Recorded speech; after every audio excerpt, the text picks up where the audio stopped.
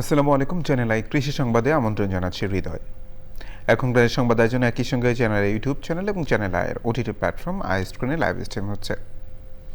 তিনবারের প্রধানমন্ত্রী বেগম খালেদা জিয়ার নেতৃত্বে গঠন করা সরকারগুলোর কার্যক্রমের ধারাবাহিকতায় বিকশিত হয়ে আজকের অবস্থায় পৌঁছেছে দেশের কৃষি।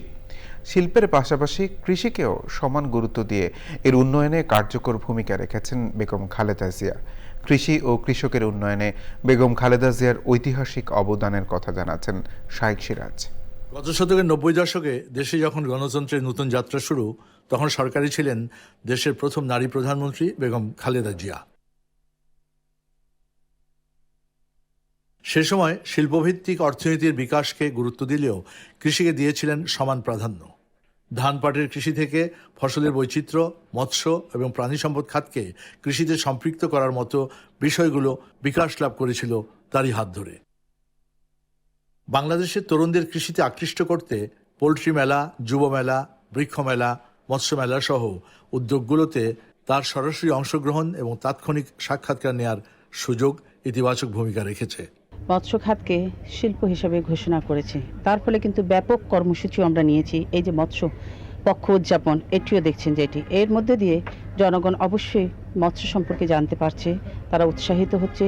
তাদেরকে উদ্বুদ্ধ করতে হবে এবং এই প্রক্রিয়া ইতিমধ্যে আমরা শুরু করেছি রেডিও, টেলিভিশন, এবং আমি মনে করি যে আপনি যে কর্মসূচি করছেন মাঝে মাঝে টেলিভিশনে দেখি, এর মধ্যে দিয়ে এগুলো হচ্ছে।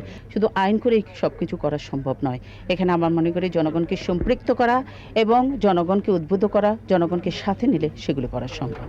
মাননীয় প্রধানমন্ত্রী, ঋণ বিতরণের বিভিন্ন অসুবিধার কারণে ঠিক যেমনটা হওয়া উচিত ছিল সম্প্রসারণ ততটা হচ্ছে না। আপনারা পুনঃপ্রাপ্তি এবং ঋণ বিতরণের সুযোগ সুবিধা কতটুকু রাখবেন আগামীতে?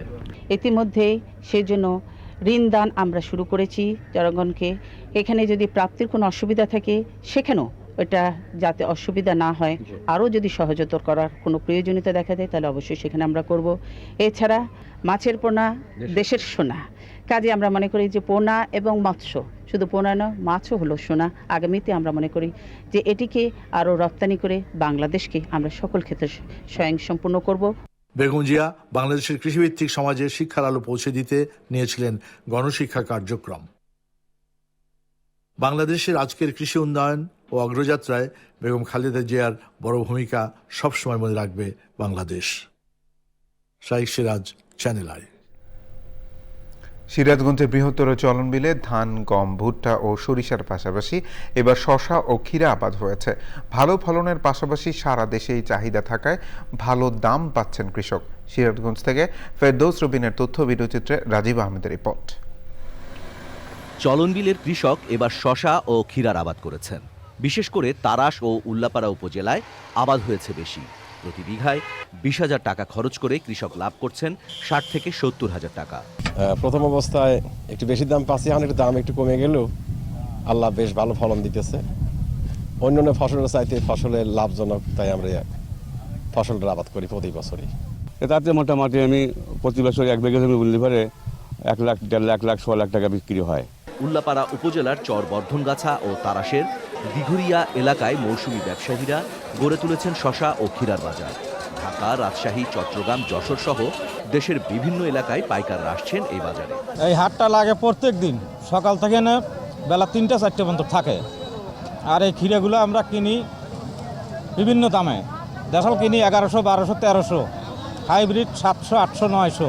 ক্ষীরাগুলো আপনার ঢাকা, খুলনা, বরিশাল, চিটাগাং, চট্টগ্রাম এইসব অঞ্চলে যায়। ফলন বাড়াতে কৃষকদের নানা পরামর্শ দিচ্ছে জেলা কৃষি কর্মকর্তা।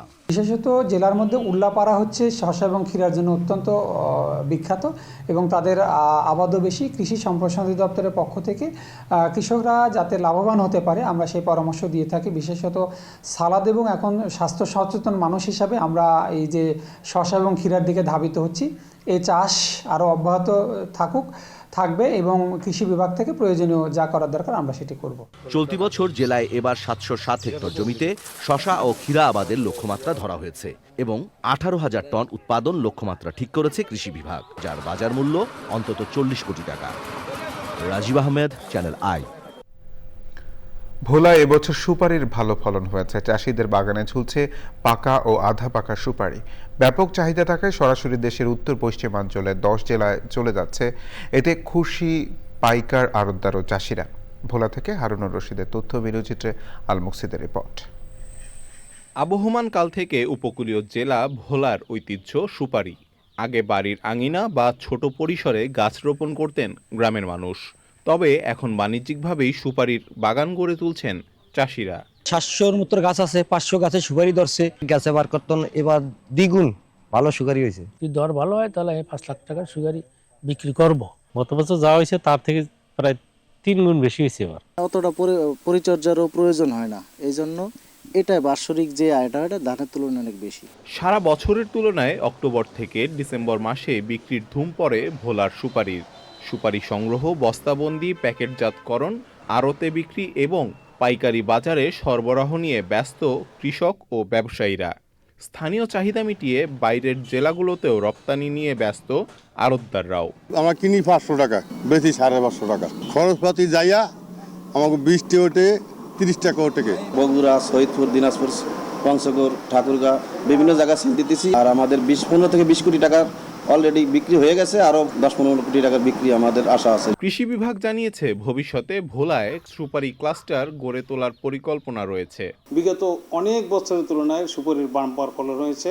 21 থেকে 22 হাজার কোটি টাকার সুপারি কিন্তু এবছর ভোলায় বিক্রি হবে অথবা বিক্রি হচ্ছে। সুপারি গাছের যত্ন এবং অধিক ফলনের জন্য যে কোনো পরামর্শের জন্য অবশ্যই আমাদের কৃষি বিভাগের সাথে যোগাযোগ করুন। এবছর জেলায় 13,500 হেক্টর জমিতে সুপারির আবাদ হয়েছে।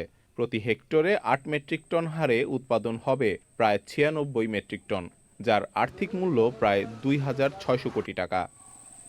আল মুকসিদ, চ্যানেল আই। চ্যানেল আই কৃষি সংবাদের আজকের আয়োজন এই পর্যন্তই। পরবর্তী সংবাদ আয়োজনে আমন্ত্রণ জানিয়ে শেষ করছি। ধন্যবাদ সবাইকে।